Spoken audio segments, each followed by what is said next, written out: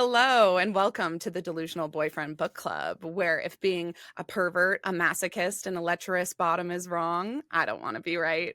My name is Courtney and I'll be your host, and I'm joined today by Val, my reoccurring anime guest host. Hi Val, how are you? Hey. Val is from Girls Gaze Animes, so if you guys aren't subscribed over to her podcast and her YouTube, do that. Subscribe to Delusional Boyfriend Book Club on all of your podcast apps and make sure you turn on auto downloads so you never miss any bonus content. And go check us out on YouTube if you want to. I gave myself a mullet, so if you want to see how I'm dealing with that, you can check If you want to out watch the her video crash from out, that. follow along on YouTube. Crash out queen over here. So if you want to see my mullet and my mini bangs, then this is a journey that you're going to want to join visually. Today we're talking about our November BL anime of the month, which is Twittering Birds Never Fly, and this is The Clouds Gather.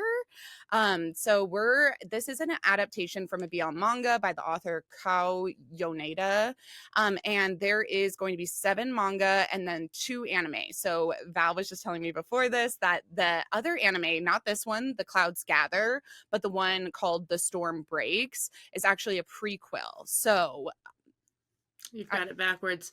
The Storm Breaks is the sequel, but it Oh, hasn't happened yet. It was like announced, but hasn't happened. It's Don't Be Gold is the prequel, which is an OVA. Don't Stay Gold. I think that's what it's called, is Don't Stay Gold, like Stay Golden Pony Boy. Oh yeah, Don't Except Stay Don't Gold. You're Stay right. Gold. Yeah. So that is the prequel. Okay, so Yes. The Storm Breaks is a sequel we may or may not get. It was like low key, like announced 3 years ago, but no one's heard anything about it since, as far as I can see. I raw dogged this, okay? I went in absolutely blind, not realizing I've passed by this manga in like Barnes and Noble so many times. I'm like, oh, this looks boring, just like basic whatever yaoi, like not anything special, not even realizing the depth and the trauma that these characters have. So yeah, let's start with the trigger warnings and then we can get into the tropes. If you're here in 2025 and you're used to Sasuke and Miyano, let me just warn you, we have in this story child abuse, pedophilia, incest, rape, impotency, self-harm, non-con, dub-con, blood, violence. I'm like, is there any grooming? Is there any trope, any trigger warning we didn't hit? Like, because it's really bad. They're all bad. They're all, yeah. No, I think that covers it. And it's all graphically shown. So don't go into this thinking that these are triggers that are just going to be mentioned. Like, it's graphically shown on the screen. It's all right there in front of you. And I can only assume that the manga is more graphic and more, right. Yeah, this anime was rated R for a reason. Absolutely, yeah. Do not watch this with your kids in the house. So those are going to be our trigger warnings. Now let's get into our tropes. And this story are going to be BDSM. It's not like your traditional BDSM. It's not like a BDSM like arrangement or relationship that we're like entering into, but we have elements of bondage, of dominance and submission and sadism and masochism. So it's all there. It's just not in the usual like dynamic that it's not the 50 Shades of Grey, here's my love contract dynamic that we usually see it in. It's just like those kinks are all just meshed into the story. So we've got BDSM tropes, we've got Yakuza tropes, we have unrequited like second chance romance thing going on between two friends who've known each other since high school. We have a boss employee dynamic going on. There's office romance. An office romance. Definitely a trauma bonding, unrequited love, toxic red flag, jealousy, cucking. This whole story is one big cuck chair. And then we as the reader are just in our little cuck chair over here. So it's like cucking inception. So those are all of our kind of like tropes. Can you think of any that I missed? I put power imbalance and criminals. Yes. Manipulation, power imbalance. Yeah, all of that. I think there might be a little bit of an age gap between the Yoshiki and Dokumi. Is that how we say his name? Yeah, Dokumi. Yeah. Kemi. So I think there might be a little bit of an age gap there, but nothing like crazy noticeable. There's definitely an age gap between Yoshiki and his boss. So there is some age gap stuff going on in there. And then just a plethora of non-consensual, horrifying, toxic, abusive relationships and dynamics in the background, in the Yeah. backstory, in the side characters, and the main characters. Everybody is riddled with trauma. So I guess no shocker that I fucking love this story. Okay, so And I knew you would, because like the minute I finished it, I was like, no, I have to wait another week and a half to talk about this. Not to mention the cliffhanger that we got left on. And I was like, no, I have to text Courtney immediately, because the way that I just like ate this story up, I was like, Courtney's gonna love it. as soon as you text me that, because you just usually like, I don't know, usually you'll just return to it and get your notes Yeah. back together, but you were Yeah. like, holy shit. And Yeah. I was like, if she's having this big of a response, I should get in there. And also you're like, you didn't warn me. And I was like, actually, I didn't warn her. Like, I actually did know that this is like going to maybe be too spicy in some ways to give to serve to someone without a precursor or warning. So No, it's funny because like I mean, I don't get triggered by I can consume media and I don't empathize it. yeah. So I don't like, it's good to know going in. And you had told me before, like, oh, this one's spicy, and I was like, okay, yeah, High Dive gets a little racy sometimes, but holy shit, I wasn't expecting like the slurping sounds. I wasn't expecting so much of this because I'm not kidding you when I say I saw like the edit that you posted your reaction of the doctor character licking another guy's abs. So I thought that was, first of all, our main couple. So I was completely confused right off the bat. Second of all, I thought that was going to be like the spiciness and the non-consensual stuff. Like I thought that was encompassed in that scene and that dynamic. Not even fucking close. The spicy scenes that happen, like That was like the tamest thing that I could have posted, and also like it was in the the first five 2 seconds. minutes. So, and like this is censored in a way that's uncensored. So you never see a lightsaber, but you do see all of the ejaculate, and you see all of the like, I don't know, you just like see the actions, you hear it, you hear the It's the slurping. sounds for me. It was the sounds. The like, okay, he's giving fellatio to a flaccid lightsaber, and the sound. It's like, yeah, that's what that sounds like for That's what that sure. would sound like. It was Yeah, so accurate. And again, it's like you can't see what he is performing that on, but doesn't matter.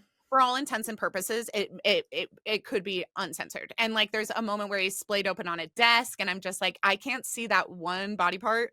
It's the only body part I can't see, and everything else, all the actions, like holy, it's so spicy. So as soon Yeah. as you like sent me that reaction, I was just like, okay, I'll watch this immediately. We'll get this recorded ahead of time because I'm actually kind of dying to see this. So our characters, the story starts with our Yakuza character. His name is Yoshiki, and he is blonde. He's gorgeous. He's like maybe like Naname, if you guys are anime girls, like maybe Naname is somebody I could compare him to. He's like businessman, CEO, blonde, smoking cigarettes, but very kind of like, he's got an evil aura. Like he's got a dark cloud around him, even though he's smiling and like seems to be like enjoying himself. He is in a dark alley. He's surrounded by people beating each other up, and he's just like enjoying himself. So very proper looking, very debauched interior monologue. So his best friend kind of comes into the alley, and he's like, you called me here in the middle of the night. What's going on? And he's like, oh, I'm just breaking in one of my new employees. And we learn that this doctor character, so our main Yakuza character's name is Yoshiki, and this doctor character is Kage. Correct? So the main character is Yashiro. Yoshiro. Oh my god damn it. I'm gonna have to Yoshiro. And the doctor, I think, is Kageyama. And then they do shorten that one to Kage, and he has another character that's like kind of there with him who is a love interest of his, and his name is Kuga.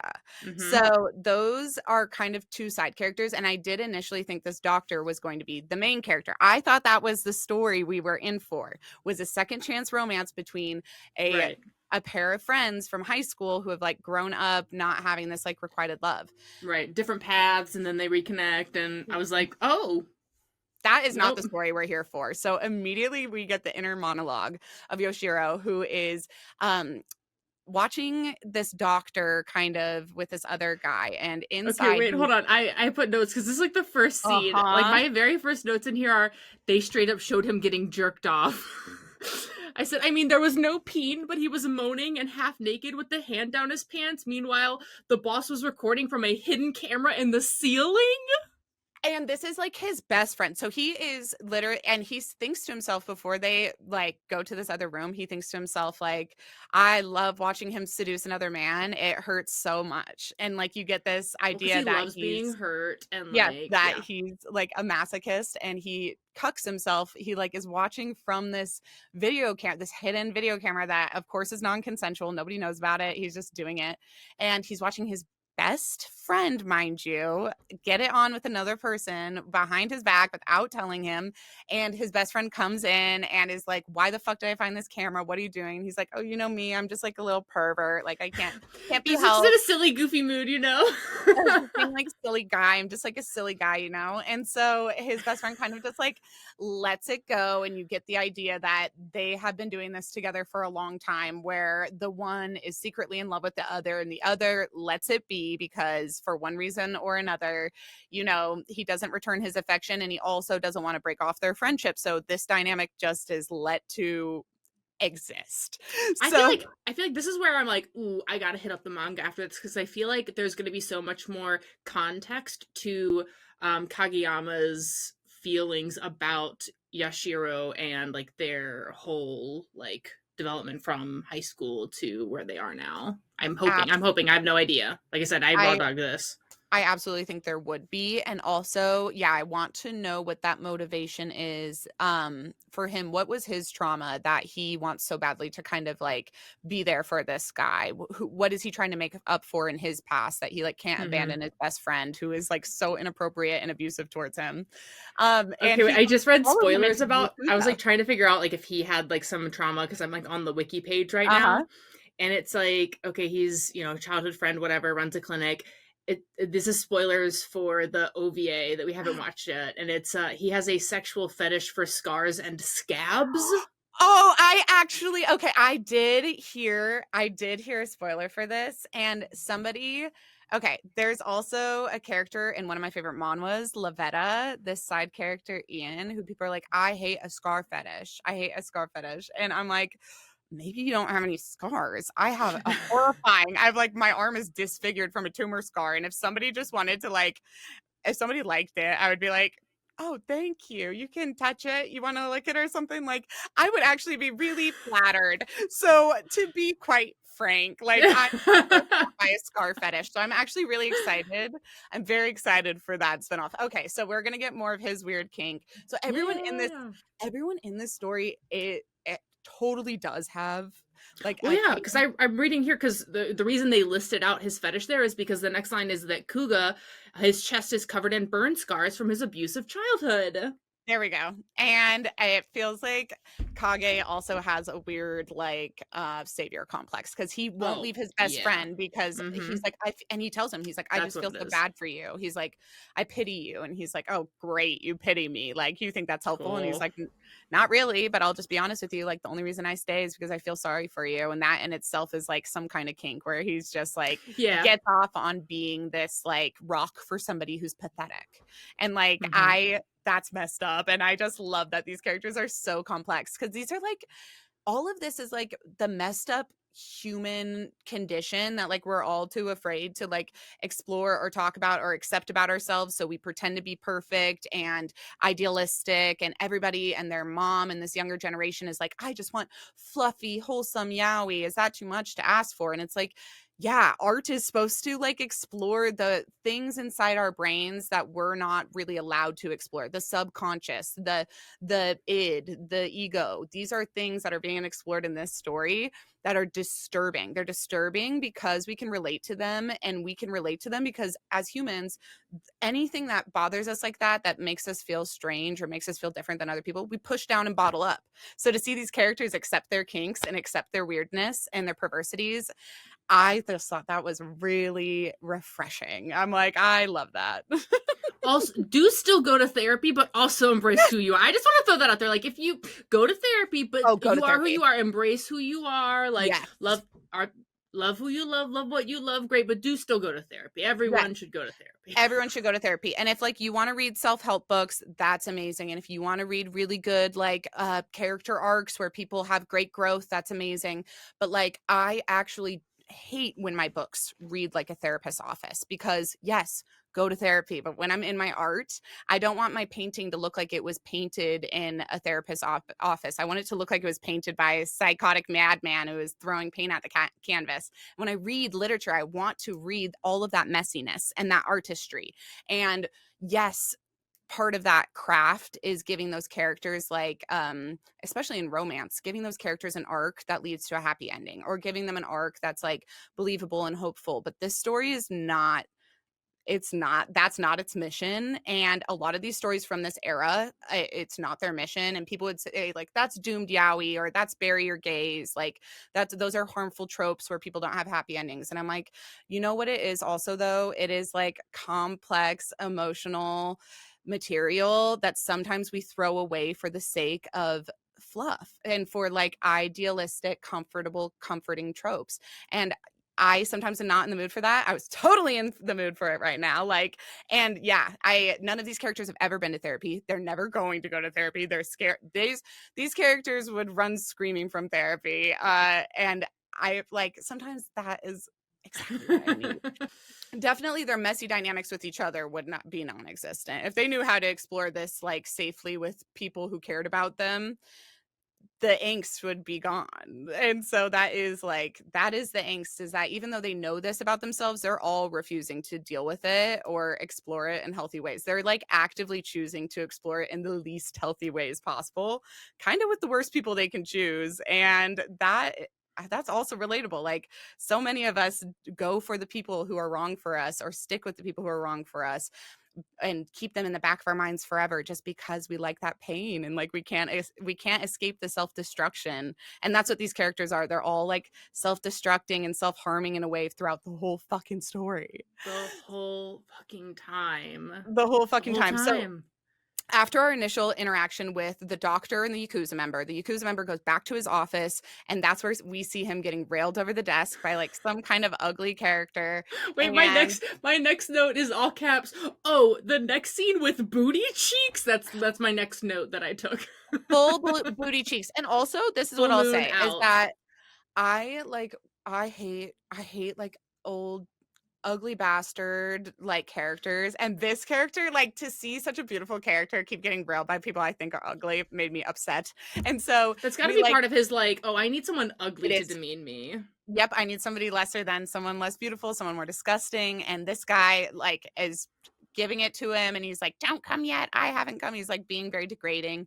And somebody like, we see someone come up to the building, it looks like they're entering this building maybe for the first time. They break into the room and they stop what's going on and they like go to help, not realizing that Yoshiro has like wanted all of this. This is all consensual. It's he like puts a stop to it thinking this guy's being hurt. And The he's like, dude are runs you in. My notes like the bodyguard's first words are asking if the main character, the hot one, right, is if he's okay, while the other man is literally still inside of him, while he's still inside of him. And then like bent over the Yoshiro, desk. the main character, goes, no, I am not okay. And he's like, he hasn't gotten off yet, he's irritated, he's been interrupted. And somebody like runs in after this new bodyguard and was like using the bathroom, and they're like, oh, I'm so sorry, we haven't trained him properly yet, he's new, don't get mad at him. And this is when Yoshiro, the main character, the Yakuza member, he takes an interest. He's like, oh, you're a new bodyguard, why are you here? And he's like, oh, he's kind of dumb as a rock, like, so we thought he would be useful as security. And he's like, all right, we'll take a seat. And he goes to sit on the floor and he's like not right where you're standing. Come over to the couch and take a seat. So like he is stupid, and he's like a himbo, and I do like that. I don't think he's stupid. I just think he's a little autistic. He might be.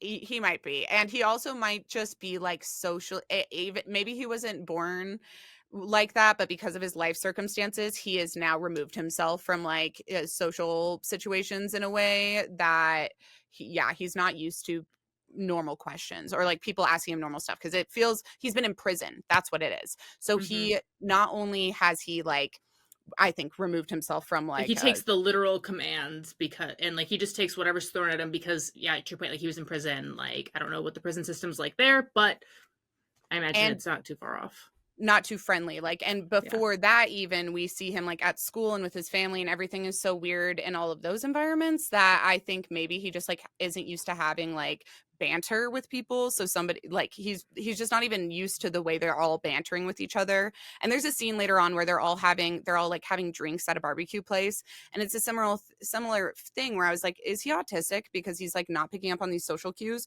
or is he antisocial by choice and now he doesn't know Just like traumatized. yeah, he removed himself from those situations and has kind of some of those same tendencies because he no longer interacts with people like everyone else does. He's like he's chosen to be alone because of some of the stuff he's seen and the people in his family and anyway, so Yeah. we see him enter the chat. He basically the mob boss, the Yakuza guy, Yoshiro, our main character, takes a liking to him and he tells him that. He's like, too bad for you. I've taken a liking to you. Do you know anything about me? And he's like, oh, I've heard something or other. And what does he say he's heard about him, Val? Okay, wait, no, I recorded this one because I was gonna make a post about this one too, but I was like, no, it's too long, and because it's not in English, like you have to read the subtitles. But he's basically like, oh yeah, everyone just calls you, and he like eggs him on, like he has to pull the information out of him because he's like, no, no, no, I couldn't say, and he's like, no. You must be honest with me. And of course he's like, okay, I gotta be honest with you. And he's like, oh, you're a pervert and you're this and you're sadistic and you're that. And everyone calls you the toilet. The public toilet. He's The like, public everyone says toilet. you're a perverted masochist. You're the public toilet that all the the higher ups use and Mhm. you're a lecherous bottom and he does Mhm. have to like pull it all out of him. Maybe that's the other thing. Maybe it's like a hyper politeness from being in Yeah. prison or something Mhm. or from having this weird home life but he has this politeness where he won't say anything bad about this new boss of his and he's like he It also could also be because he was a police officer mhm, and he's like he knows he's in a yakuza environment, and so taking it could have been orders. like what he learned, like Yeah. it could be like a fear of yakuza from being a police officer. Yes, or just, like, taking orders from higher up, like, when he said sit, he, like, sat exactly where he was because he's, like, been trained by, probably Yeah. the people in the prison and when he was in the police officer school of, like, if a higher up Yeah. tells you what to do, just do it. So, Right. they have this interaction where he basically, like the other guy who is fucking this man is now he's already left the room, so it's just the 2 of them, they're one-on-one, and the Yakuza guy spreads the bodyguard's legs and he's like, I have a rule not to lay my hands on my men. And he's like, okay, that's great. And he's like, but something about you makes me want to break that rule. And so he goes to blow him. And as he's Well, blowing he's him, like, but I'm not going to use my hands. he's like, but I won't lay my hands on you. And so Yeah. then he uses his mouth. And after a minute, he's just like, Wait, how wait, old wait. are you? He's My 26. So this Oh, character okay, is yeah. So they're 26. like fully like big time adult, fully developed brain Yes. business here. And maybe like Yeah. a 5-year age gap, but nothing crazy. And he's like, how old are you? And he's like 26. And he's like, aren't you old enough to get a boner? And he's just like, I'm impotent. My note says he was giving him the gluck gluck when bodyguards hits him with the I'm impotent. Oh my God. And we just watched Heaven's Official Blessing where there's a similar trope where he just like yells, I'm impotent and Yeah. like in the town square. And I'm just like, Jesus. All right. We'll fit this into the plot. So this guy is like, yeah, this is like this is a crux of this plot here. So this Mhm. character cannot get an erection. The other character is just gobbling down. He's mashing that thing. So he is just like, oh, you could have told me that before my jaw got sore. So he gets up off of him and he's like, don't tell any of the other men that I did this. And don't tell any of them that I've taken a liking to you. And then they're in the car ride on the way home. And he says something like that again, like, don't tell the other men that you saw the side of me. And he's like, you know what? I don't like that. I keep telling you secrets. Now you need to tell me a secret. And he's like, I've told you two secrets. You need to tell me another secret, and I'll let impotence be one of your secrets. And he's Yeah. like, what's the other one? And he goes, well, my other secret is that the moment I saw you, I thought you were beautiful. And I was just like, what? This Like, okay. bodyguard, this impotent, this placid bodyguard is like really kind of a sweetie. So I he tells him that he thinks he's beautiful, and that was really cute. And then the character in the back is like kind of blushing. But he doesn't like, he's a masochist. He does not like Yeah. people being The nice to him. flattery doesn't, yeah, it doesn't work. It doesn't work. And so yeah, honestly, all he wants is this guy to like be mean to him or be rough with him, and all he can do is be sweet. So there's this a very strange dynamic there as well, where this Yoshiro, the Yakuza guy, he's hurting himself both by like having a crush on a guy who can't get a hard on, and a guy who's nice to him when he hates that. So he's like Mhm. inflicting that pain on himself, and he is inflicting pain on himself by like cucking himself with his best friend and watching that happen. And then we find out also that when he was being referred to as the toilet for the higher ups, there is a boss in the Yakuza above him who Mhm. found him basically after high school when he was really aimless, and he You was found a him in an alleyway? yeah, Like, getting dogged there down was by a it some was guys. a gang situation, and I don't mean Yakuza, with, like, 3 other dudes and him just, like, splayed out in the alleyway.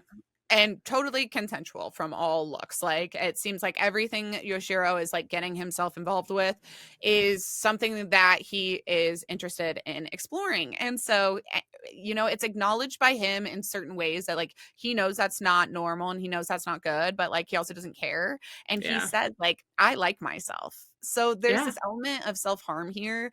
There's also this element of whatever happened to Yoshiro in the past has made him a bit of a sociopath. He has no empathy for others. He doesn't like feel pain in the same way other people feel pain. He's not scared of death in the way that other people are scared of death. And like this, I have a big interest with sociopaths, and I was just listening to a podcast the other day with two sociopaths, and they were dating each other, and it was so interesting to hear them talk. They're both women, and they were talking about like some of these skills like empathy that you can implement without actually being born with. And I watching this, I'm like, oh, Yoshiro is definitely a sociopath due to what happened to him at such a young age. The empathy is completely removed. He does not have a fear of death. Like he sees himself as kind of the only character in the story that matters. Like all these other characters are just characters in his play. Well, except for the doctor. What were you I gonna say? mm, What were you gonna say? I disagree. Really? I think that he is a secret softie because of all of the, like, stuff that he did to reconnect the bodyguard with his sister. Oh, Like, he that was purposefully agitated the bodyguard to make him angry so that he would have an excuse to kick him out, to give the bodyguard an out so that he could be reconnected with his sister. but I only think he reconnected him with his sister to see if he would leave. I think as a masochist, again, he was just trying to get him to leave. I think he was like, I don't think so, because he was like, man, I'm no. gonna miss him. Like, I I I still think he did it. I'd like, even though he was like, I'm gonna miss him, I think he did it to see like, yeah, if he could kind of he shoot gave his himself sister in the the foot. umbrella outside. Like, he tries to be all like, "Oh, I'm a bad guy," but he like gave her the umbrella. He Yeah. like was helping her get reconnected with her brother. Well, Like, and that's the thing though, is that so being a sociopath does not mean you're a bad person. Like it doesn't yeah. mean you're a bad person, and you No, but can it's just because learn. you were saying he like only cares about himself and the doctor, and I'm like, I don't think that's true. I think I he's a don't know. secret softie. Like, he can still be a sociopath, but like I think he cares You're more right. about other people than he leads on. Yes, and he does like he cares about that doctor character. He And does. he cares Like about the and boss guy too. he does care about the boss guy too, and he does seem to actually genuinely care about this bodyguard character as well. Mm-hmm. So, but like I was saying, those sociopaths in that interview, they were also talking about how all of that is a choice. And Yeah.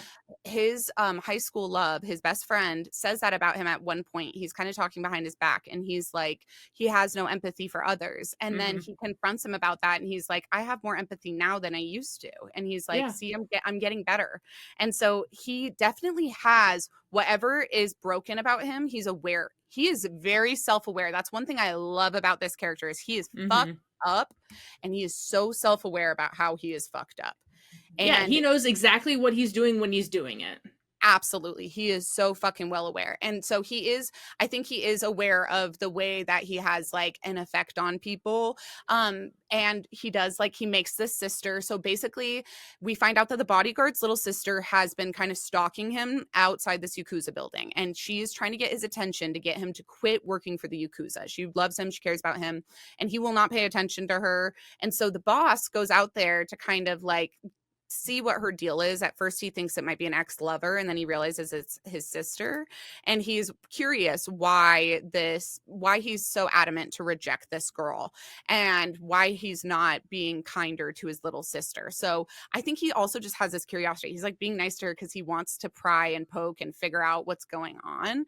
And so he does figure out, he ends up saying something like inappropriate to the bodyguard, and the bodyguard is like, well, I'll tell you about my past. I'm impotent. Oh, that's what it is. He asked him how old he was when he became impotent, and he was like, well, I was probably 10 years old when my sister got adopted, and she was adopted into our house, and immediately there was rumors spreading that she had a crush on me. So in order to save her the bullying, I completely rejected her so nobody could make any mistake that there was nothing weird going on between us. But this only led to her being completely depressed and me not knowing how to go back on this. So I rejected her even more. I couldn't even say hello to her until I finally went away to police officer school. And one day when I came back from police officer school, I caught my dad raping her. So we hear that, and then he's like, oh, so that's why you're impotent. You've carried this guilt from that incident. So then the boss uses that to like poke kind of fun at the sister when he's out talking to her. And we find out later that he was having a bit of a deeper conversation. But he tells the bodyguard that that's all it was. He's like, oh, I told your sister that you're impotent because of her. And he gets super fucking mad. The bodyguard, this is the first time he stands up for himself. And he's just like, he punches the door, and his boss says, get out of here, don't come back for a while. And as soon as he leaves, he goes, I just got hard. I loved him getting mad at me. And he's like, but I can't let him see that he has that kind of power over me, so I sent him away. But again, it's like that he's turned on by everything that should not turn him on. He's aware of it. He's like kind of noting for later, like what he can use against this person to like get him to act the way he wants him to act. And he wants him to act bad towards him. And there's nothing in his nature that will get him to do that on his own. Like he has to provoke him, which makes Yoshiro a brat. And I love a brat. I am a brat. You love a brat character so much. I love a brat tamer dynamic. I love somebody who's a brat with like, so I'm a huge brat. Wolfgang is such like an innocent, nice man. And to be a brat, someone like that who's so nice, like to be mean to someone who is an angel, it takes a certain kind of evil person. And this, like when he is mean to him, when he's mean to Dokemi, I'm just like, that must be how people feel when they watch me be mean to Wolfgang. Like, how could you be mean to such an angel? And it's like, well, that's the whole fun. Like, that's oh my god, it's getting a rise out of a person who is that calm and that chill, getting a rise out of somebody who is so kind and nice, and like getting them to react. That's just like a brat's purpose in life. And so we've got this like going on immediately where he's like, oh yeah, I'm gonna have fun, like kind of getting this guy to react, because normally he's so straight-faced, he's so obedient. To get him to react is going to be fun. So that's their dynamic. And then we've got, let's see, after we kind of hear that backstory, do we get the backstory of Yoshiro? We get that like much later, I think. Much later? Yeah. So we do, at some point in the story, we do get the backstory that Yoshiro is the way he is because that's what it is. So he like mentioned it. He like made an offhanded comment about it, and we were like, oh, okay, cool, we understand now. But then like later they give the flashback of it, and I was like, holy shit. One of the most descriptive or visually like explicit depictions of sexual assault that I've ever seen. Oh my god. You see it all happening in a mirror. You see it happening in front of the mother. It is fucking terrifying. But the moment when the blood, oh my god, because it's a flash at the very end. I kind of forgot about the bloody fashion flashback. It's so bad. So basically at one point the bodyguard asked Yoshiro, "How long have you liked men? How long have you loved men?" And he laughs at him and he's like, "I don't love men." He's like, "I have only ever loved one man, and it's that doctor, his best friend from high school." He's like, "But my father stole the ability for me to love anyone before it could even bloom." And Mm-hmm. he's like, "My stepdad raped me when I was a child repeatedly, and I have never loved anybody." So that, like, that's his backstory. And we have this dynamic now between them. We have a sex addict and an impotent man, and the sex addict cannot get what he wants from this other man, and this other man desperately like needs real love in his life, and the only person he's attracted to is a sex addict. But it's like it's crazy because the fact that the bodyguard is impotent is like working for Yoshiro because he's like he feels like it's a punishment. Like he's Yeah, doing it because and it's like to no avail, and that's like working for him. But then the it's a bodyguard rejection. Hmm. acknowledges that and understands that he is kept around because the fact that he can't get up is a punishment to Yep. Yoshiro and is why he's keeping him around, which is why later when Hmm. Yoshiro's like, "Hey, I want to blow you in this movie theater," he turns him down because he's like, in that moment, I know I was going to I get hard, and could if I get get hard. hard, he won't need me anymore. Yep. It's so fucking toxic. It is so, so, so toxic. But, and he's right, because Yeah. we see that Yoshiro is only sleeping with these other guys as one-offs, and then he's done Mm-hmm. with them. He can get them, he wants them to have sex with him, but that's it. And like as soon as he gets that from them, it's over and he's lost his interest. And so it's like there's there's a song, I think it's called "The Thrill Is Gone," but it's the lyric is, "The thrill is gone, the thrill is gone. He's a Leo sun, a Leo moon, and a Leo rising. The thrill is gone." Like he lost his interest in me. And that's what this is. Like if Yeah. he the thrill would be gone. If he could get it up and they could just have sex, it would be over. And he asked him at one point, he's like, "Are you disappointed I can't have sex with you?" And he goes, "No, I think you'd have vanilla sex. You'd be so gentle, I wouldn't even like it. I'm glad you can't have sex with me." And he's like, "Mental note, I won't have Yeah. sex with you then because you already told me you wouldn't like it. And I want to stay close to you. So if that means not disappointing you in that way, then I won't disappoint you in that way." And Right. oh, Because whenever he's like slurping on him, the bodyguard is like gingerly like petting his hair. he just wants to touch his hair. He has like this, he has a weird hair fetish, which they definitely probably get into in the books, because that hair thing is more Oh their yeah, because my man anthropomorphism like hands him a handful of his hair and is of like, hair. "Here, have my hair then." It Okay. is, yeah, there's something going on there. And we also learned that he has a thing for legs, where we get more of his trauma. Yes. And this is where you Yes. find out Okay, that was that before or after the dress up like a police officer that might uh have, it might be, I think it was after because I have here in my notes. No, because now I want a tiger hoodie like that, and I think okay. he was wearing the tiger hoodie when they were having this conversation, right? Okay, I think, or it was either way, because it doesn't matter which order it happens in. But this is the cutest scene. That scene with the tiger sweater was so fucking cute. So I was basically, like, oh my gosh. they have this interaction. Oh, he gets him to dress. This is how it goes. This is the Yeah, order. So he gets him to dress up as a cop because yeah. he was in police He's like, school. role play. I want to see you dressed as a cop. He's like, "I'm a Yakuza, you're a cop. You put on the outfit, it will be cute." So they go to hook up, and he's like, "Is the man you loved? You said you only ever loved one man. Is it the Mm-hmm. doctor?" And he gets off of him and he walks out the room and he lights a cigarette and he's like, "I don't want him to probe me there. There's one place, like, you can shove anything you want in any of this man's holes, but if you Mm-hmm. probe him about that doctor, the one fucking secret, the one good thing, the one like spark in his life that he's protecting, like, he didn't play about it." So he gets up and he walks out, and the next morning he opens the door and the bodyguard had slept sitting up outside his doorway after he got fully fucking rejected. And so he kind of like kicks him and wakes him up, and Wait, they wait, wait, wait, wait. You're go, forgetting a very mhm, important detail here. yes, You know how like there's the closed door sex scenes and like uh-huh. shows where they're like, oh, stuff happened. We see all of the like sexy stuff basically. They closed door smooched us. Like they heavy implied that he like kissed his cheek or forehead or something, and that's what woke him up. And then he like is like, "Oh, you're in my way." It faded to black. You're so right. So Yes, he like sees him yes. sleeping in the hallway, and you get this moment where he's like kind of crawling up to him. And I was like, Mm-hmm. I was like, "Oh my god, did he just kiss him on the cheek?" Like, Right, in we my head, like they close it so we don't know for sure, but it's like it's the closed door thing where you're like, "Ah, we know what happened." it was a fade to black kiss, so, like, Yeah. literally, you see him go in and you're like, "Oh my god, is this, like, little sociopath, masochist? Is he about to just kiss a sleeping man on the cheek?" Like, the most pure, That was innocent thing, honestly and it whoever blacks like out. wrote or directed this, that was so dirty because they knew this is all we wanted. We wanted a soft moment coming from this character, and then they faded to black. This little smooch, like the littlest tiny bit of like satisfaction that we were gonna get from this, and they took it True away. intimacy. That would have Took been it away. the only moment of true intimacy, the only Uh one. huh.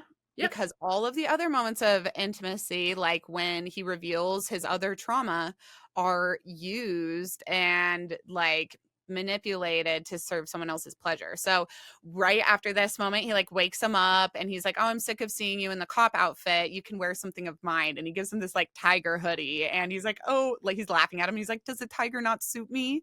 And he's like, "Oh my god, you have no idea how cute you are." And this is, like, very that was such a wholesome moment with that sweater where I was just like, "Oh, they're falling in love. They're falling in love. Please let them fall in love." I'm just, like, hungry for, like, a moment of wholesomeness with all of the trauma in this. And then they go right into the leg thing, I think. And to the worst part, one of the worst parts of the trauma. So then they go sit on the bed together, and he's Yeah. like, "So what kind of women are you into?" And he's like, "Well, I think I'm into people with nice legs." And he's looking at his legs, and he's like, "Well, tell me Mm-hmm. more about that." And he's like, "Well, I had sex with," he's like, "Is that who you lost your virginity to?" And he's like, "Well, I lost my virginity to a school nurse when I was in middle school." And you're just like, what the Not a fuck? single goddamn character. Not one. Not one. And honestly, this character who has already had such a horrible trauma, he's watched his dad rape his sister and then he beat the shit out of him almost to death. And Mm-hmm. so that was already his trauma. Do we really need to add the grooming and Well, that pedophilia? he beat the shit out of him nearly to death, and then because of that, lost his like police stuff that he was working towards. Then had to go to prison. Now has to work as the yakuza, and then we find out. Oh, also he was no, Yep. no. And This so the question of, is his impotency caused by the time he was raped by a school nurse or caused by watching his sister's assault? Which one of those like caused it? And the answer is it doesn't really fucking matter because this man now can only associate the physical reaction of having a erection. He can only associate that with these horrible memories. And yeah. I will say, like, something about my traumatized brain just like really appreciated this kind of like depiction, because one thing everybody knows who's had any kind of sexual assault happen to them, like, for some fucked up ungodly reason, those memories always get triggered when you're having a consensual relationship. That's when you'll have a memory from your assault. That's when you'll have this like awful intrusive thought about something you don't want to think about. And that, like, the fact that this character is impotent because he can't have an experience like that without these Mm-hmm. two traumas coming to mind, being triggered every fucking time, that was so relatable to me. So we find that out about him, and then we go basically, I might be skipping a little over some a little bit of plot. Basically, the only plot going on here is a succession story for the Yakuza, Yeah. where the boss who picked Yoshiro up off the ground and brought him into the Yakuza, he wants to inherit the company. He's fighting for succession, and then he wants his successor to be Yoshiro. Yeah. So that plot is going on, and there's some jealousy and weirdness going on there. But basically, we end this hour and 27 long minute with him going back to the office. There's trauma all around, and then he walks out to smoke a cigarette outside, and he gets shot. And instead of reacting like a normal person, he and like Because the running guy who shot inside. him is like, holy shit, I just shot someone, and like is about to run away scared because my man's just stood there like, yeah, I was shot, like bleeding from his abdomen. And this dude's like, holy shit, this guy's a monster, and he's about to run away. And my man stops in and was like, oh, no, no, are you not gonna finish the job? Get over He's here, like, right? you suck at shooting. Do you still have the gun in your hand? Shoot again. Aim again. And so he aims again. He shoots him again, and he Hits him in gets him like in the shoulder or stomach with his something. shoulder, and he keeps walking towards him. And he's like, "Aren't you gunning to kill me?" And he grabs his gun in his hand and he points it at his balls, and he goes, "If you want to kill me, aim at my livelihood." And he's already like said to Yes. his bodyguard earlier, he's like, "I only think about my own sexual." This is why I say he doesn't care about anyone but himself, because he even Mm. says, he's like, 24/7. I am thinking about my own sexual desires. 24/7. at every moment I'm thinking about my own sexual desires. And we see that like at work, if he has 10 minutes down, he's trying to get fucked by somebody. So Mhm. even in this moment, he's like bleeding out. He obviously loves pain. So he's just like, shoot me again, fucker. Like, shoot me in my balls. Like, what Like, could be please worse? shoot me again. Yeah. What would be worse than you taking away the only thing I care about and think about 24/7? And this guy is just like, what the fuck? What is wrong Yeah. with you? So Right. he like drops the gun, runs away, and that's when the bodyguard Dokemi like comes out, sees him bleeding out on the ground. She starts to triage, tie off his wounds, and it's like he's like obviously doesn't want this man to die. He's in love with him, and he's like Right. scooping him up off the ground. And the next thing we see is him in the ambulance. And Val, tell me if I'm just fucking rotted. For the most beautiful I ever found this man was with the oxygen mask on, laying on the gurney, like dying. I was like, God damn it, he's gorgeous. Okay, so I have in my notes related to that. There was a moment where I don't remember, he was like, if it was in the office setting or whatever, and I'm like, wait, this guy, I think the reason that you're like, oh my god, he's so beautiful, he gives traumatized, arrogant Victor from Yuri on Ice. Girly. He is, oh my God. He's Right? traumatized sex addict Yes. Victor. That is Yes. exactly who the fuck he is. And we don't know shit about Victor because there's that one moment where he is like, should I tell you about my past lovers? Oh, we'll save that for another day. And all of his weird, I'm sure Victor is traumatized and also a sex addict. So you're so I'm so happy you said that because I'm like, if I had to compare him to someone, I'd compare him to Naname. No, I wouldn't. Look at his little outfit. Now go look at Victor's little outfit. Their little Look at his suits. butt cheeks, They and then look at his butt Look at cheeks. Victor's. Oh my God, they have the firmest butt cheeks. Oh, butt cheeks like boulders. Like, oh my God, just. And I will say this about the Yeah. art in this story, in this anime, gorgeous. Loved it. Hot characters. Every character I found hot, except for the couple uggos, but like the characters who are supposed to be hot are fucking sexy. But that's exactly who the fuck it is, Val. Thank you. You've saved my day. It's Victor. It's Victor Yeah. Nikiforov. Yeah. It's traumatized Victor. So we have him being shot and rushed off in the gurney in the ambulance, and he has a flashback to his own childhood trauma, and he thinks about getting assaulted by his stepdad repeatedly in front of his mother, and then he thinks about his high school best friend and stealing his contact lenses from him. And when he had talked to Dokemi earlier, he said, you look like somebody I liked, at least somebody I used to like back in high school. Yeah, You like, look like oh, how you're they my look. type. Yeah. And it's because the doctor wears glasses, but Dokemi does not wear glasses. And they look almost exactly the same, except for one is younger and doesn't wear glasses. And we Yeah. see that back in high school, he stole his contacts from him. And so I think he like must have stolen the contacts so he'd have to wear glasses. So like maybe he would find him less attractive. Yeah, that's something that like we're gonna get more context about in the manga for in the manga. sure. Why did he steal why does he want that character to wear glasses, and why did he steal his contacts? So we get that flashback of him being assaulted by his stepdad, him stealing his friend's contacts and being in love with him, and then him thinking about Dokemi, and he says, I know how horrible it is to realize that you are gay. Like, and for me, that was the most horrible thing ever. And we're connecting the dots that he cannot have, because his stepdad raped him when he was a child. Anyone he has sex with now who is a man, he cannot have loving feelings towards. So I don't think he will ever have sex with his best friend from high school, Even given the chance, I don't think he would. because he's already in love with him, and he already associates sex with a man as this act of It's like, it's not an act of love. no, it's an act of violence. And so the one person in the world he loves, his one and only friend, Kage, he cannot have sex with him because he loves him. And people who love each other don't have sex.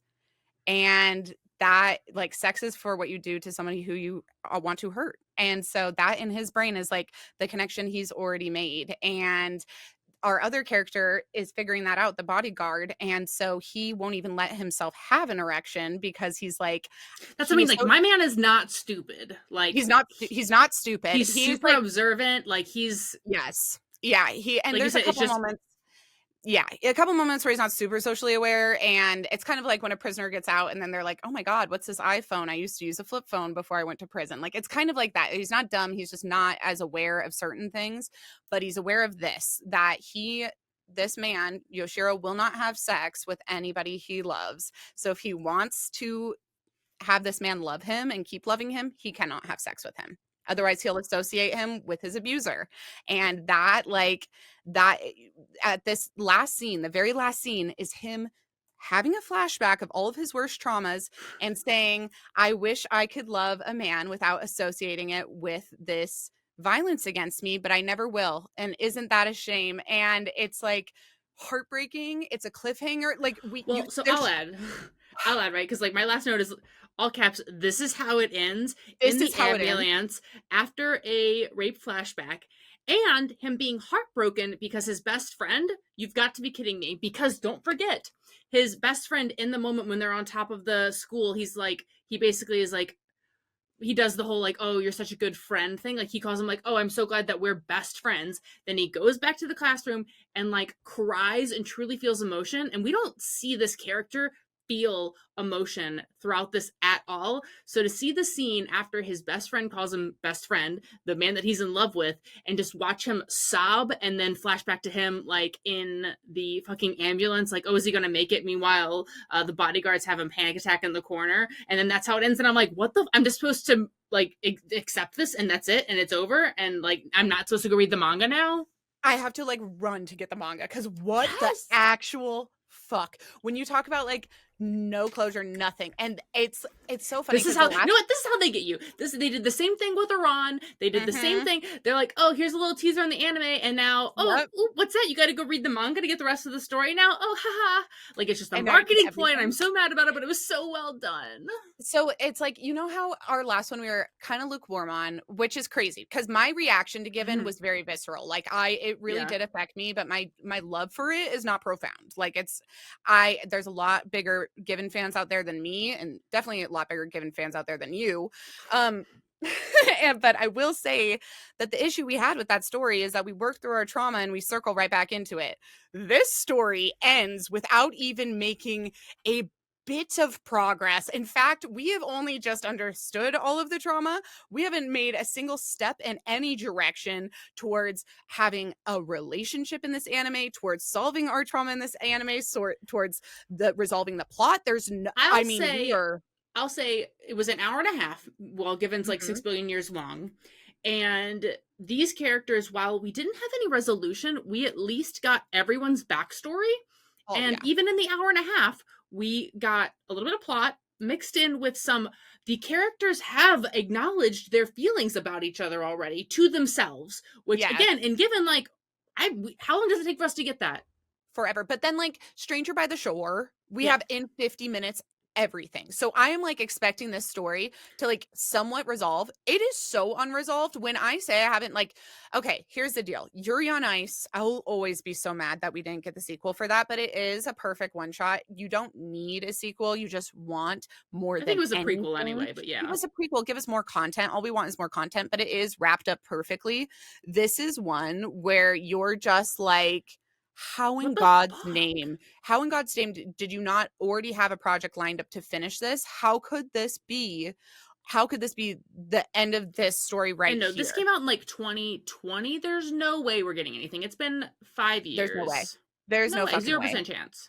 So I have to get the manga. That the Yeah. ending right there is fucking crazy. The way I felt about this was crazy. I this like really did elicit like a huge emotional investment from me.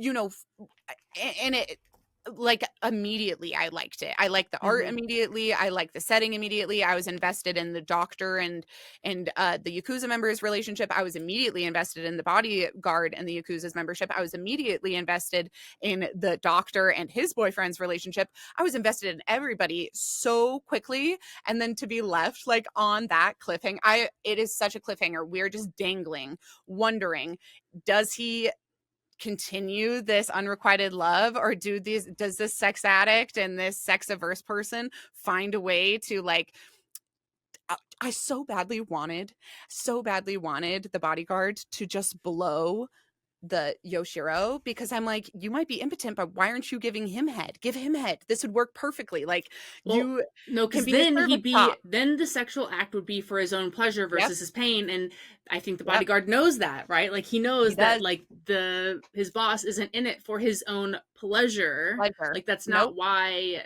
he does it. So yeah. I mean, it really, and all you want is just like, they can figure it out. They can figure this out. Like, we're about to figure this out, right? And then it just ends. Just ends. Just ends. So I'm looking up like the studio that produced this because I'm like, all right, gang, all of the to all of our fans and followers, I'm like, chat, tweet, like, hit the streets, like, start tweeting at these studios, like, hey, give us what we want. I'm like, at High Dive, why don't you have the prequel on your platform? If you've got the sequel but not the prequel on your platform, at High Dive, please. Where are you at in this chat? But it's For Grizzly. real. Grizzly Studios is the Japanese animation studio. Apparently, it is the first studio to produce BL anime exclusively. They How do we animated. They how do we find animated the rest Bitch of their Club. titles? They They did animated what? Bitch Club. Oh my god, an icon. Grizzly is an icon. Okay, so So we need to they've find what else done they've Bitch done. Club, Don't Stay Gold, and then they did the Clouds Gather, and then on their film works it says The Storm Breaks for Twitting Birds, but the director release date and everything is just still TBA, TBA, TBA. That you know what? No.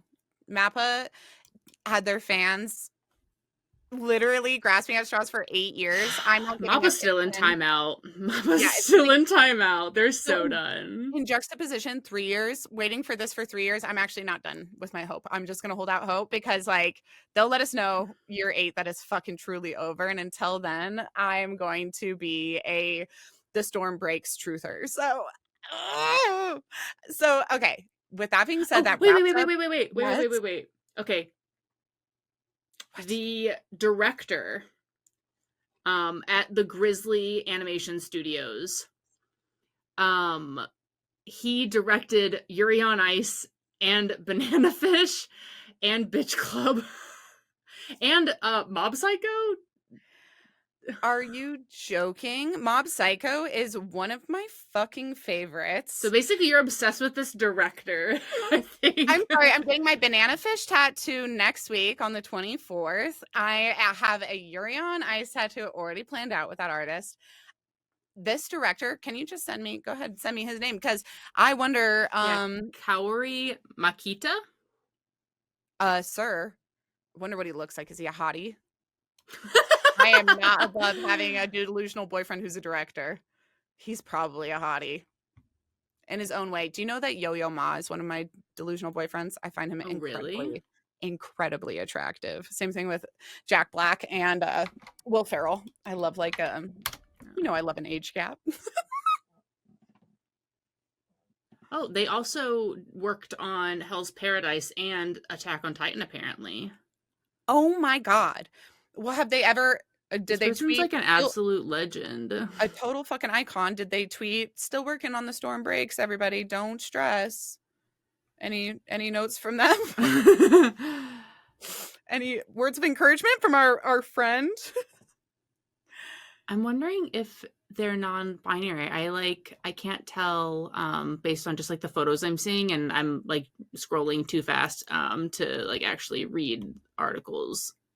Well, in my head, they're absolute hottie, a smoke show. But as we know, once you start working on Attack on Titans, Mappa, the rest of your projects become second-rate citizens.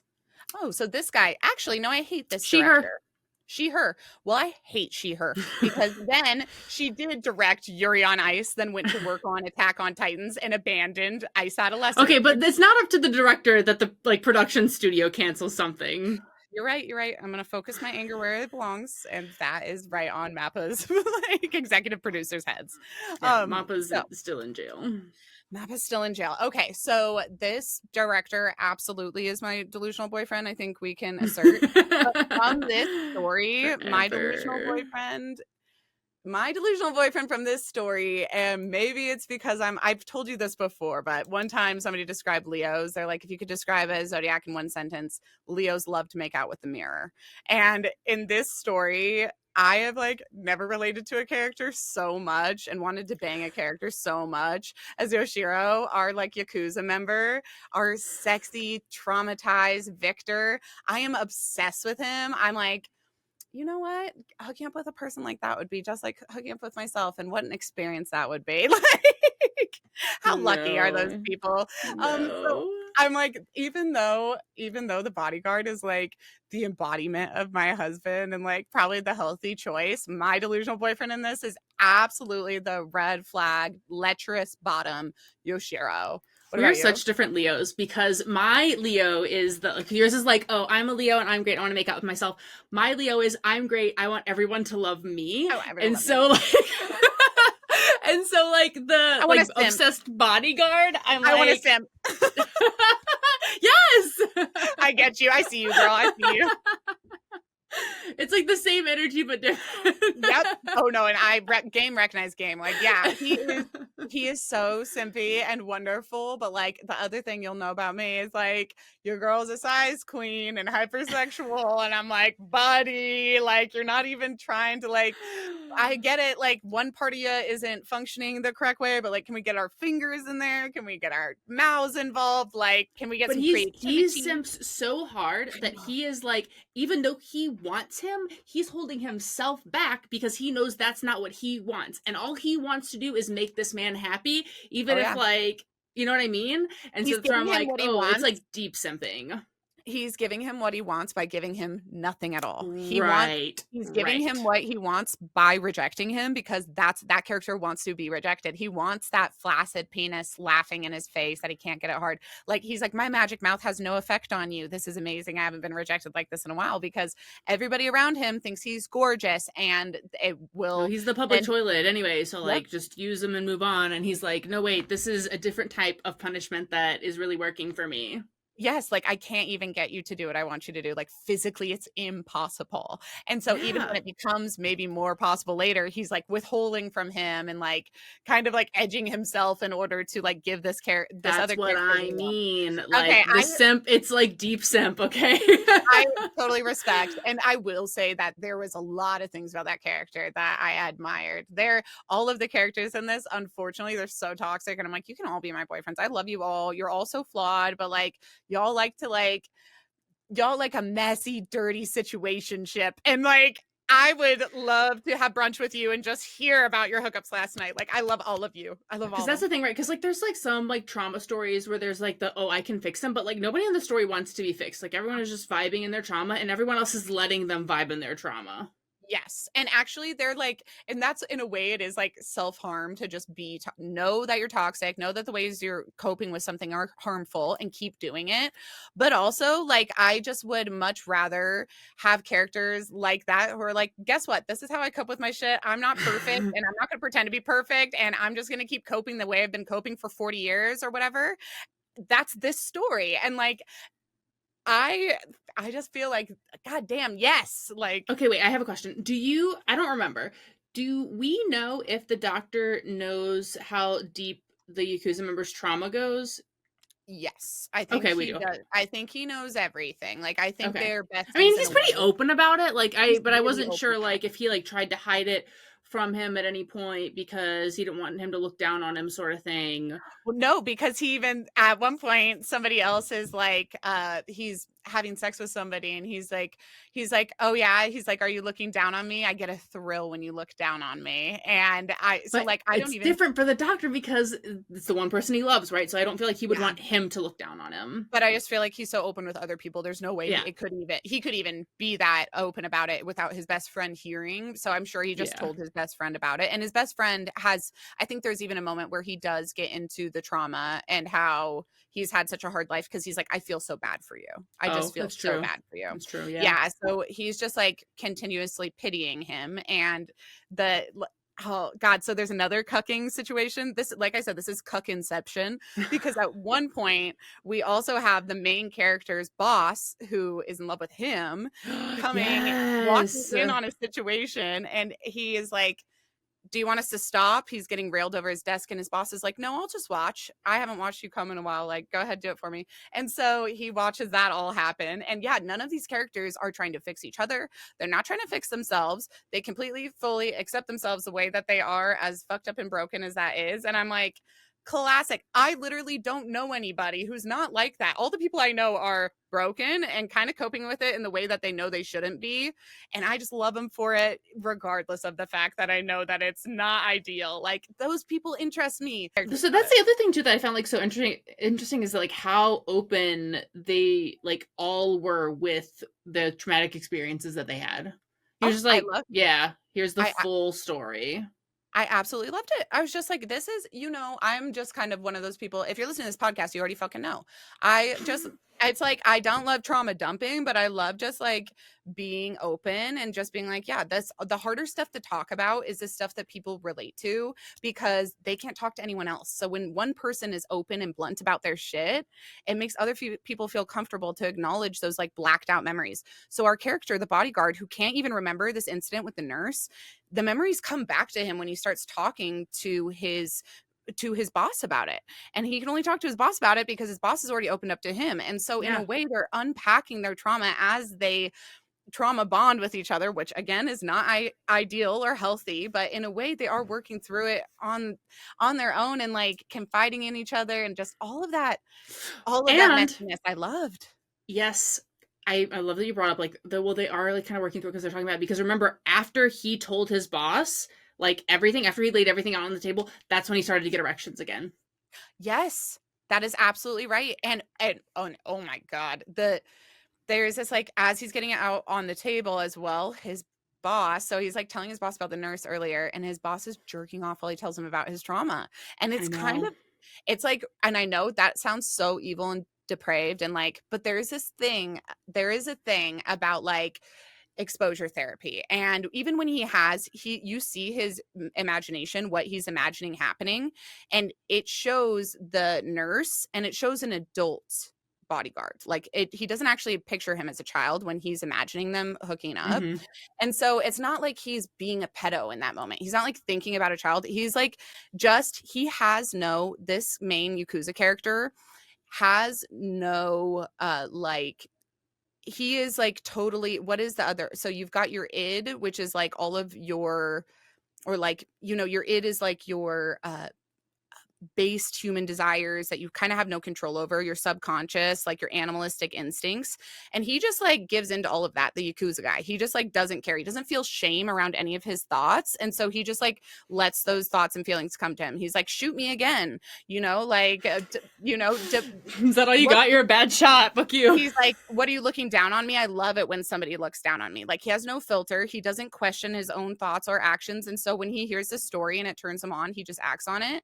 And in a way, I feel like that frees the body guard character because he's so full of shame. All he has is shame around sex. Right. That is It takes the all he has. shame away It by takes the like shame seeing away. him like touch himself while he was like recanting what happened.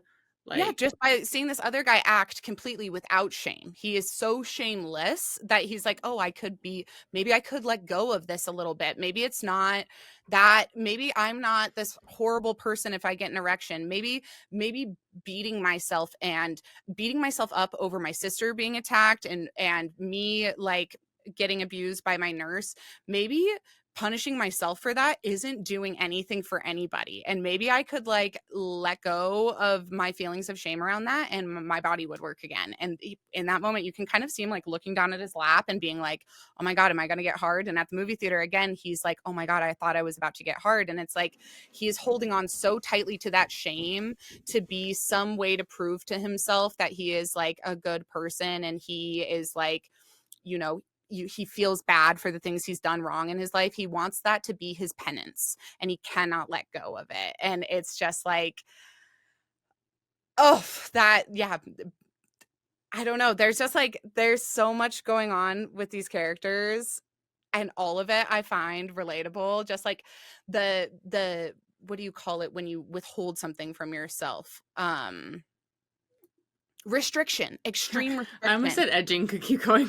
Yes, but that's what it is, it's edging. Yeah. Edging is, like, the sexual act of it, but this Yeah. extreme restriction where you're, like or, Like the Locktober, deprivation or the yeah. deprivation, yes, and so, like, one character is completely restricting himself from human love and intimacy. He will have no human love or intimacy, and the other character is completely restricting himself from sexual gratification.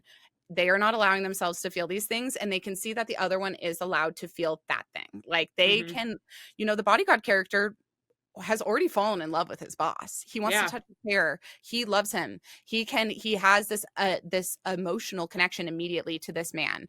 And his boss knows that he himself cannot do that. And meanwhile, vice versa, this other character cannot have any sexual gratification and the boss can have sexual gratification without anyone even touching him. He could probably come hands free. So I don't know. like He did seem to like. I. That was the only thing is that like he. Dude, I think we only saw him come like once. against the bathtub when finally the other well yeah because that's the only moment where the bodyguard character grabs his head and he's like hold me rougher, and so he's holds his head down for a second and we actually do see him get off in that moment, and that I think that was the only moment where he was even close to rough enough with him for him to like actually Well, have so sexual okay, maybe I'm like maybe gratification. he got himself off during the story time, The but trauma like dump we he don't did. see. I don't think we see the other guys that he's with get him off. No, we don't. And I think that's another part of it where he's just like, this is a punishment to myself. This is not like, But do this you is think he's because he's smart and he's so self aware? Do you think he's recognizing the fact that he has feelings for the bodyguard and that's why it's easier for him to get off even in those like harder moments where he's you know what I mean? Where it's like, oh, the other guys aren't working for him because he doesn't like care about them and it's like harder. And even though it's like the physical gratification, the emotional gratification is still part of it. Yeah, and there's only one other moment where I thought, oh, what was it? Um when he asks him, they're role playing and he's like, "Oh, let's be mean to me. Like be mean to me as if I've broken a law. Like this is Yeah. sexual indecency." And he's like, "It's not actually against the law because I'm consenting." And he keeps Autistic. See telling what I mean? and yes, and that moment I'm just like, Jesus Christ. But he keeps telling him like he's just like he cannot role play because he's like he doesn't get it. And he's just like, no, you're not breaking Little any sweet laws. You're not breaking the angel. laws. And he's like, one of us would have to be unwilling. And in order for this to be illegal, one of us would have to be unwilling. And you can see that the bottom so badly wants to be unwilling. He wants to be like held down. He wants it to be against his will because that's the only way he is comfortable with it is when he is tied up against a desk with someone being really mean to him. When it's against his will, then he can let himself go. And so I wonder if in the manga we see this bodyguard character get meaner or play into that, and it's so against his Well, again, he's character. he's such a simp that there's no way that we don't get that, right? We Like have to. just to And appease him. it in a way that's going to be so damaging to him because it's so against his character that he's I going to don't have think to do so. I don't think well. so because he's gonna be so elated that he's like, Offering him something that useful, like he's giving him value add, like in that moment he's mm-hmm. like being If valuable to he's him. providing happiness and joy to the boss, I don't think it matters. Yep.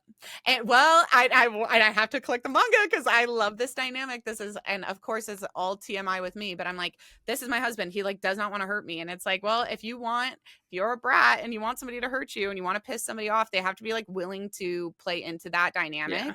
And it is like sometimes it can be like pulling teeth to get somebody to be mean back to you. Like otherwise, you're just a bully. If you're just bullying a man who loves you, you're just a bully. You're only a brat if you get them to like Yeah. interact back with you. Right. So I really would love to see that dynamic of him just being like, okay, I'm gonna hit you now. Like I really don't want to hurt you, but if you want me to, I'll do it. Like, what do you mean harder? I'm already going too hard. Like I would love to see that inner war of him like trying to service this man and also loving this man and like wanting to care for him. Like he wants to be intimate and give him care. And he doesn't just want to like he doesn't want to just offer sexual gratification. He wants to take care of this person. So like I want to see Again, how they manage again, that. assuming because like we don't know how this ends, we haven't read the manga. What if there isn't a happy ending? What if they like don't get to that part of it? That's like we don't know. We don't What if this know. What if this is the whole fucking thing and they all It's die just at 80 years just the old? whole manga is just a cuck fest. It's just a cuck fest. And at 80 years old, none of them ended up with the person that they loved. And they all just were kinky and freaky and sad their whole lives. If you want that, just go read MADK. Yeah, if you want that, just live in the real world because people are kinky and freaky and sad and then they die every day. That's what I loved about this story is I'm like, finally, something I believe wholeheartedly. Didn't have to suspend my disbelief one time in the story. As realistic as any story I've ever read, ever. I'm like, these are real people. They're just like fucked up and they hurt other people while trying to nurse their own wounds, and they might die without ever getting better. And Yeah. I believe it. And honestly, I like just a glimpse of like they're having like a moment of pleasure in an otherwise dismal world. You can tell I'm clinically depressed, but like I like that like all these characters have sex to have a moment of fucking joy in their otherwise fucked up lives. Like My favorite sex is a thing nice is that relief like for that. people are like, oh, I'm depressed, so I read as like a form of escape, and you're like, I'm depressed. I want everyone else to be depressed too, so that I know that it's real and I'm not the only one. I'm like relatable. I'm like, I'm depressed and I can only relate to anybody else if they're equally fucked up. I'm like, so what do you got? I think that's something about these two main characters as well is that Yoshiro, his best friend, whatever his kink is or whatever his trauma is, I don't think it comes close to being on the level of Yoshiro's. But when Yoshiro hears the bodyguard's trauma about his sister and the school nurse, I think he's kind of like, like somebody who is on my level, somebody who has this like actual trauma that that they could actually believably understand my trauma. Like this is might be the first person ever who could understand me. Yeah. And I it's kind of like, you know, that yeah, they're both equally fucked up and it takes that to like see each other. I don't even think the best friend can really see him in the way this bodyguard can see him because they have this commonality. And that's what made the ending so hard for me because I'm like, oh, they have connected, they have shared the trauma, they have done the thing, he can get erections again, and then he's shot, and they're in the fucking ambulance, and then it ends. What if he just died? And literally, what if he's just dead, Val? Like, what if he just dies in that ambulance and like Yoshiro and Dokemi, the bodyguard, just like watched him die, watched him bleed out in the ambulance, never gets a boner again in his life. Like that's just life. And some of us just have the worst fucking hand dealt to us ever, and it's awful. The end. You die. The end. Like, and this would still be one of my favorite BL animes ever if that was the real ending, because I'm just like, well, finally someone brave enough to do it, because the rest of you want to tie it all up with a pretty little bow, but this one is just like, no, some people are born into this world fucked up, life fucks them over, and then they die all fucked up. This is why I love Gato from Jujutsu Kaisen, because I'm like, yeah, some people's lives from beginning to end are trash, and it's awful, and then they make awful choices because they lived an awful life, and then it just repeats itself, and that's the only explanation for the world around us is all of that. So like, yeah, I don't know. I really loved it. How does this delusional boyfriend compare to any of your other delusional boyfriends? I mean, obviously, I think we do this. We do this roundabout at a time. Like, no one's ever going to beat, you know what I mean? So it's like, whatever.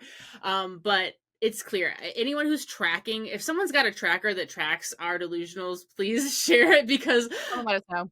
I'm so predictable at this point, I think. Like I've very rarely deviated from my standard, I think, in these cases. Maybe once I've been like, oh, if there's a lady, I'm like, yeah, I want the lady, right? But but a lot of times I'm like, oh, the dark haired, slightly autistic simp character, yeah, I'll take him. I'll take him off your hands, sure. Okay, so like if like Joe is one of your top delusional boyfriends, Yeah. How does this character stand up? Is he in there? I don't think so, because like when you think about like the Joes and the Captain Yamis from Black Clover, and you think about these characters, it's they it's the confidence piece, I think, for them, for me, where it's like this character, he's like, for sure, to your point, you're like, oh, if I'm mean to someone, I'm just a bully. This character, like, it's to your point, like, until I see that side of them where it's like they can clap back and they can stand their own against me, because like, yeah, I'm a bold character myself, different than the character that you see, Yakuza Victor or whatever we want to call him. It's just I need someone who can like keep up with my wit and then like challenge me. And I feel like when we compare this character, like again to the Joes, the Captain Yamis, like it's just not there. For sure, I totally see that, and I hope in the manga we do get like his spice, like his that personality bit, because it Yes. feels like his personality. He's completely like mild. He's toned himself down in order to like try to protect his sister or what, maybe not make himself a victim of another groomer. Like he has almost no personality at all, other than being nice. Like he really doesn't have that shine, and I want to know who he is, but he's like kind of guarded by politeness. Mm-hmm. Yeah. As far as my delusional boyfriends go, this one I was like shocked myself, but then you called him Victor, Yakuza Victor, and I was like, I think he might be my number one delusional anime boyfriend. Like, I was like, because my number one is Victor. So I I was like, know. does he compare to Victor? And then I was like, in every way, like that confidence, the Mm-hmm. weight, the self-awareness, the talent, Right. like he knows he's beautiful. He knows he gives good head. He knows that he is like capable in any social circle. And in as far as being a Yakuza member goes, he's like, shoot me again. He can like, he's actually so hardcore. He's such a badass. And I'm just like, you're so Victor. Like, you know, you're good at what you do. You know, you're the That's what best I in your mean. field. He knows he's the best. He knows he's Yeah. the best. And everything about this character, I was just like, the cheeks, he's all caked up. Like he's got this fine You butt. make He's the got abs. thumbnail a side by side cheek comparison. Oh my god, literally literally it is the same ass. Like they just stole that panel from Yuri on Ice where he's Well, now that we stretching know it's in the the same hot director, they springs. could have, right? They literally did. I'm like thinking about the cheeks in the hot springs and I'm thinking about the cheeks in this and I'm like they're the same. Yeah. There was the most graphic moment, guys, where he like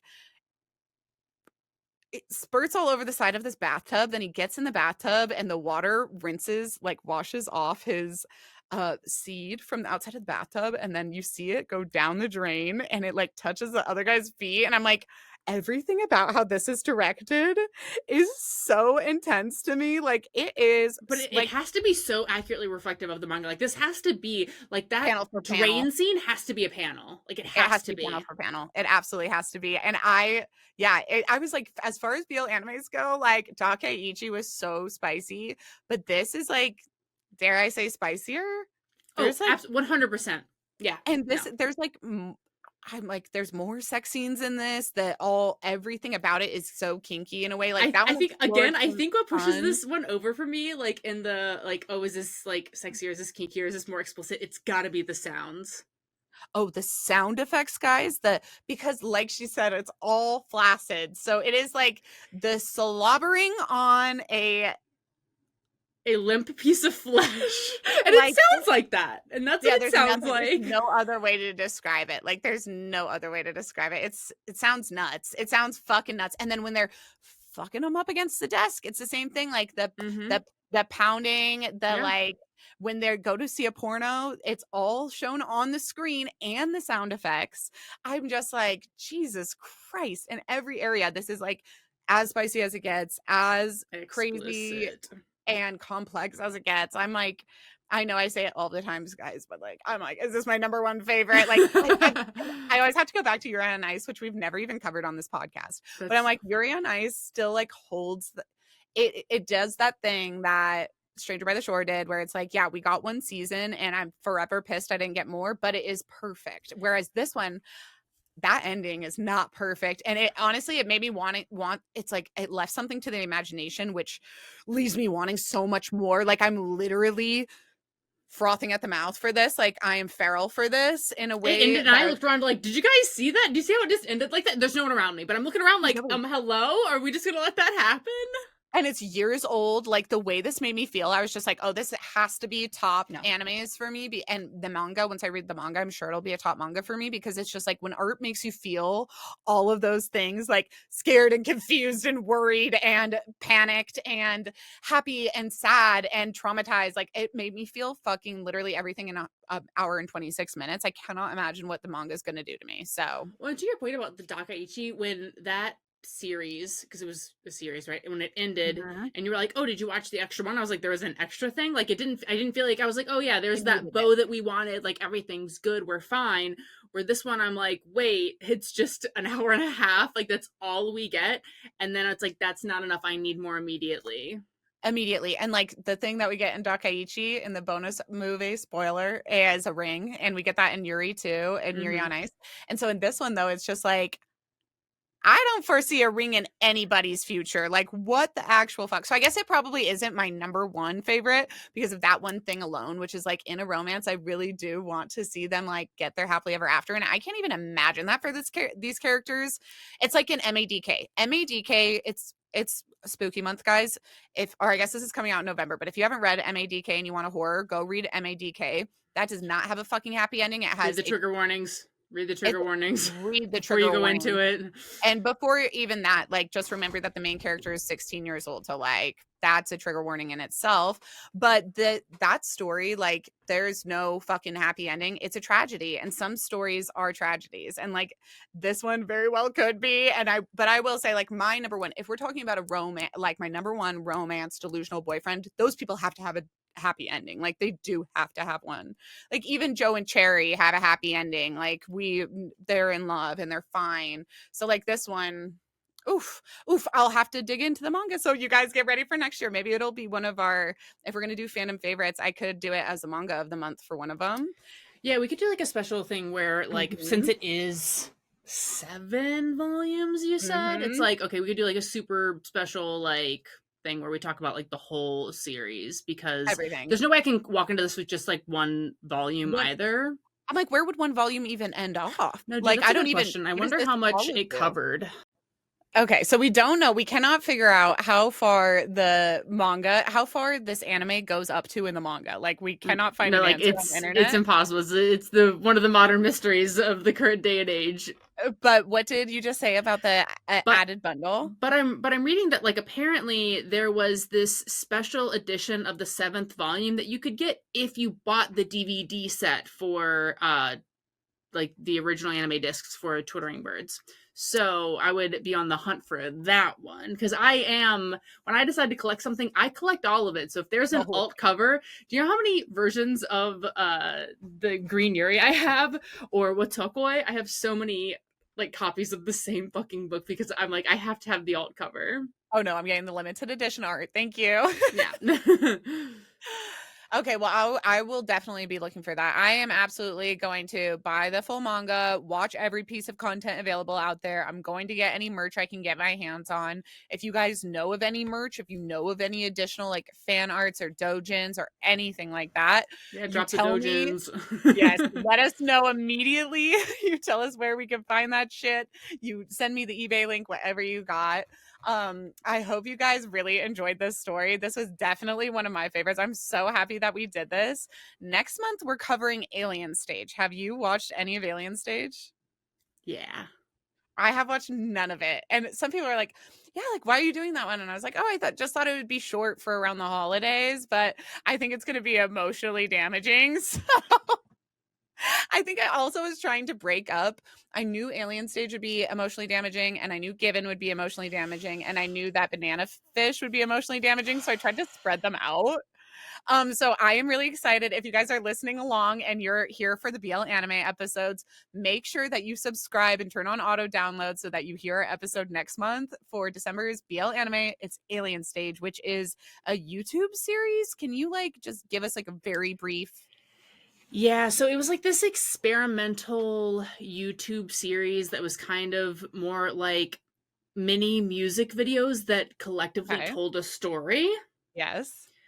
And so like I think it's Tokyo Pop is starting to release comics, and then there's also like the main artist behind the series also has a Patreon that you can join to get additional like bits of the story, but it's supposed to be cohesive, but it's also supposed to like be so up to each person's interpretation and kind of make you go what the fuck. And so it's going to be emotionally damaging in the way that you're like, what the fuck just happened. And like you're I'm like so excited. literally gonna be so messed up from like I've seen it all once, so I am gonna do a rewatch before we go into it. But it's like it's so hot right now, and I love that because like the merch and stuff is so cute, but it's like emotionally damning because So you'll love it. Everyone's traumatized. You'll love it. Everyone is so traumatized. You're gonna love Yep, it. I just realized I I'm like, am wait, so and going to no, love everyone it. has emotional damage like right out the gate. It's gonna be So my favorite. So some yeah, people are like, it's not necessarily a BL, but what it's you guys not. should know is that there's like this massive fandom around two of the characters, Ivan and Till. So this Ivan Till fandom, if you know nothing about Alien Stage and you type in Ivan Till, you will learn almost everything you need to know against your will. It is super traumatic. It is also super enticing. Like the art is gorgeous, the music is gorgeous. It is full of action. It's like action packed. So there's this massive fandom where people are making fan art edits and doing all their own like original characters drawn in this kind of world. And so if you love fandoms, which that's kind of why I'm into this, is because I like people who geek out.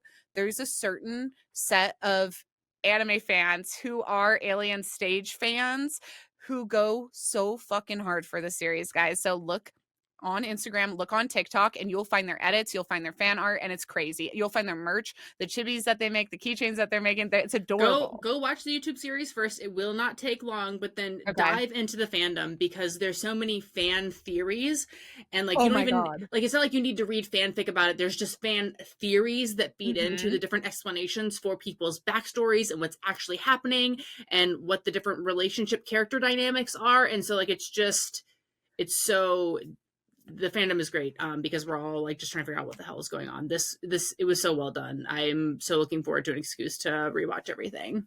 So if you guys love to play like what do they call armchair detective? Like if you love to look for Easter eggs and stories and try to piece together if something happened the way that you saw it happen, or if there's something else going on behind the scenes, like you're going to love this fandom because they are putting out these theories and they're red stringing like psycho detectives. It's so fun to watch. I'm super excited about it. And Tokyo Pop, to your point, I think just released that they're publishing the artwork from The it. So I art think they're book, doing yeah. a special art book. So if you're looking out for that, they're like currently releasing and investing into this. So this is while Twittering Birds might not be getting anything else in the future, we know that Alien Stage definitely is only getting bigger. So please tune in for our next episodes. If you're not listening to the other episodes, we also go into BL Manhwa, which is webcomics from Korea, BL manga, which is what most of these animes are adapted from. And then we have our reverse harem, why choose romance novel episodes as well. So I hope that you will rate and review and subscribe and join us for all of those. If you do leave us a review, please leave us 5 stars. It means a ton to the show. I really appreciate it. And if you have the ability to download these episodes or watch on YouTube, that also really helps me just like be able to see who's listening and from where. So do that if you think to, and definitely go check out Girls, Gays, Animes, and Girls Games Animes on Twitch. Val shows. Val, is there anywhere else they can find you? Can you give us your handles for socials? Girls Gaze Animes on TikTok, Instagram, and YouTube, and Girls Games Animes on Twitch for now. But once I get more LGBTQ plus inclusive game stuff going, I'll probably create a separate channel on TikTok and Instagram for those as well, just because I want to be able to create this like database archive the same way I'm doing kind of like with the manga anime content that people can go into and find all of the media that they align with and that makes their views feel loved and seen. So And definitely follow along on those. We collaborate all the time and we're hoping to like do some more, especially like game playthroughs. So as we start to cobble together our calendars, you'll see obviously Val guesting over here on this podcast. You'll probably see me over there as well. So make sure that you subscribe everywhere and follow us on our socials so that you stay in the loop on what we're up to, if we have any bonus content coming out, and what we're putting on the calendar for book club next year.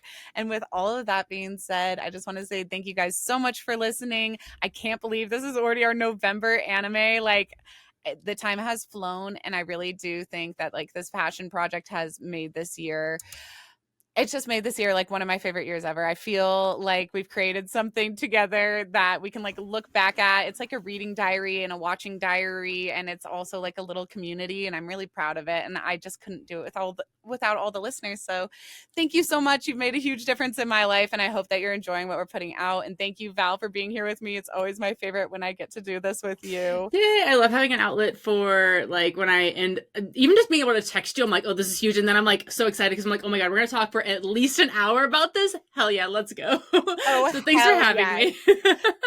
It really does make my day. I'm so happy that we have these same interests, and I'm so happy that there's listeners out there that like align with us in all of these same little quirks and fascinations and fandoms. So I'm just so like elated that we've all found each other, and I hope to see you guys here next month. And until then, remember, sometimes the delusion Is the solution. bye. Bye.